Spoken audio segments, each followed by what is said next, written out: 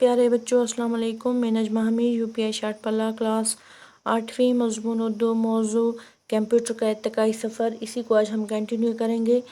کمپیوٹروں کی یہ دوسری نسل جگہ بھی بہت کم لیتی تھی اور بجلی کا کرنٹ بھی کم استعمال کرتی تھی۔ اس کے علاوہ یہ کمپیوٹر پہلی نسل کے کمپیوٹر کے مقابلے میں بہت زیادہ تیزی سے کام کرنے لگے اور ان کی یادداشت میں معلومات ہزاروں گنا زیادہ درج کی جانے لگی۔ جو کمپیوٹروں کی دوسری نسل تھی یہ بھی کیا کرتی تھی، بہت کم جگہ گھیرتی تھی اور بجلی کا جو کرنٹ تھا وہ بھی کم استعمال کرتی تھی۔ اس کے علاوہ یہ جو کمپیوٹر تھے پہلی نسل کے کمپیوٹر کے مقابلے میں کیا کرتے تھے، بہت زیادہ تیزی سے کام کرنے لگے اور ان کی یادداشت میں معلومات ہزاروں گنا زیادہ درج کی جانے لگے۔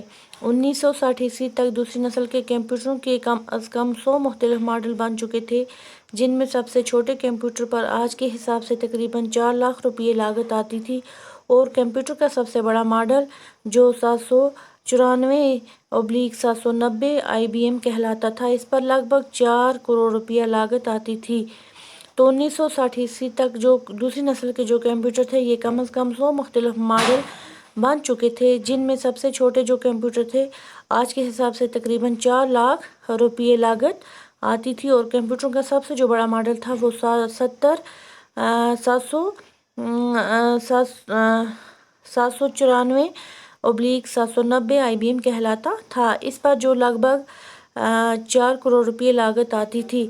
یہ جو کمپیوٹر تھا یہ فضائی، خلائی سائنس یا انجینئرنگ صنعتوں میں استعمال ہوتے تھے۔ تو یہ جو دوسری نسل کے جو کمپیوٹر تھے یہ فضائی، خلائی سائنس یا انجینئرنگ صنعتوں میں کیا ہوتے تھے، استعمال ہوتے تھے۔ کمپیوٹروں کی تیسری نسل کا استعمال 1960 سے لے کر 1970 تک رہا۔ جو کمپیوٹروں کی تیسری نسل کا جو استعمال تھا وہ 1960 سے لے کر 1970 تک رہا۔ اس کے بعد 4th جنریشن اور 5th جنریشن کے کمپیوٹر نئے ماڈلوں اور سائز میں عام ہوتے گئے۔ اب یہ سلسلہ آگے ہی بڑھتا جا رہا ہے۔ جو تیسری نسل کے جو کمپیوٹر تھے وہ 1960 سے لے کر 1970 تک رہا۔ تو اس کے بعد جو 4th جنریشن اور 5th جنریشن کے کمپیوٹر تھے وہ نئے ماڈلوں اور سائز میں عام ہوتے گئے۔ تو یہ سلسلہ بھی آگے ہی بڑھتا جا رہا تھا۔ دراصل چپس نام کی ایک شے نے کمپیوٹر سائنس کو کہیں سے کہیں پہنچا دیا۔ چپس کی کارکردگی کا اندازہ آپ اس مثال سے لگا سکتے ہیں کہ سلیکون کا ایک چپ جو سائز میں 1 سینٹی میٹر کا چوتھا ہوتا ہے، اس پر 64,000 یونٹ کی معلومات ریکارڈ کی جا سکتی ہے۔ ان یونٹوں کو بٹس کہا جاتا ہے۔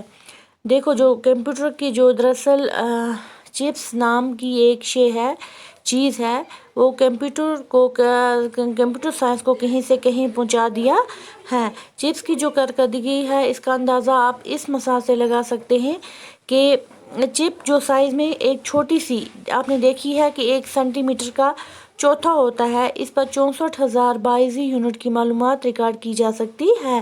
تو ان یونٹوں کو کیا کہا جاتا ہے، یونٹوں کو بٹس کہا جاتا ہے۔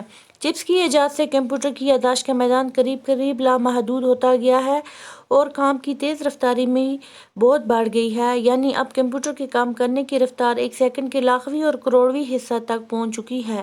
آج کل کمپیوٹروں کے نئے ماڈل اتنی تعداد میں بنتے جا رہے ہیں کہ شمار کرنا مشکل ہو گیا ہے۔ تو یہ جو چپس کی ایجاد تھی یہ کمپیوٹر کی یادداشت کا میدان نزدیک یعنی کہ قریب لامحدود ہو گیا ہے اور کام کی تیز رفتاری بھی بہت بڑھ گئی ہے۔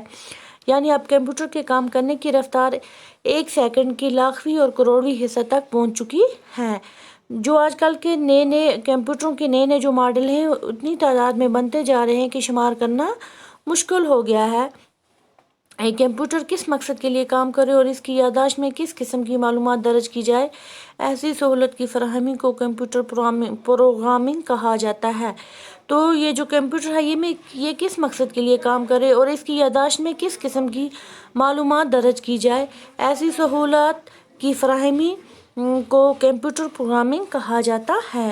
کمپیوٹر پروگرامنگ کے لیے بہت سی مختلف زبانیں استعمال کی جاتی رہی ہیں۔ اس سلسلے میں 1940 سے اسی سے اب تک سینکڑوں ہزاروں زبانیں بنا کر تجربات کیے گئے، لیکن اب صرف چند اہم اور بامقصد زبانیں ہی کمپیوٹر کی پروگرامنگ میں استعمال ہوتی ہیں۔ تو آپ کمپیوٹر کے کس مقصد کے لیے کام کریں، اس کی یادداشت میں کس قسم کی معلومات درج کی جائے، ایسی سہولت کو کیا کہتے ہیں؟ فراہمی کو کمپیوٹر پروگرامنگ کہا جاتا ہے۔ کمپیوٹر پروگرامنگ سے مختلف زبانیں استعمال کی جاتی ہیں۔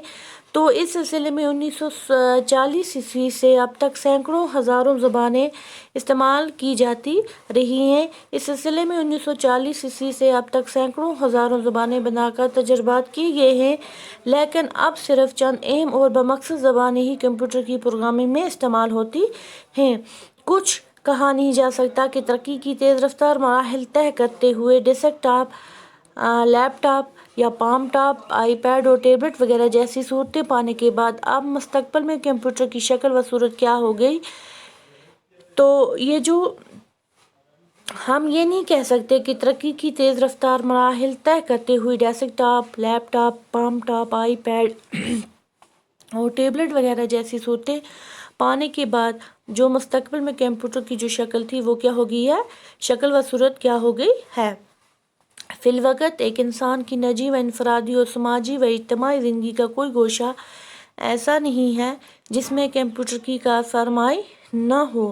تو یہ جو آج کل جو انسان ہے اس کی نجی و انفرادی اور سماجی و اجتماعی زندگی کا کوئی ایسا حصہ نہیں ہے، کوئی ایسا گوشہ ایسا نہیں ہے جس میں کمپیوٹر کی کار فرمائی نہ ہو۔ تو یہاں پہ نیچے کچھ الفاظ معنی دیے ہیں۔ تو یہ ہے برقیاتی، اس کا معنی ہے الیکٹرانک کا اردو ترجمہ بجلی کی طرح چلنے والا۔ تو کارکردگی، اس کا معنی ہے کارگزاری، اچھا کام کرنا۔ علامتیں، اس کا مطلب ہے جمع علامت کی بمعنی نشان۔ تخلیق کرنا، پیدا کرنا، حالت پیدا کرنے والا۔ حرارت، گرمی، خارج کرنا، نکالنا، باہر کرنا، جدا کرنا، علیحدہ کرنا۔ ماڈل کا معنی ہے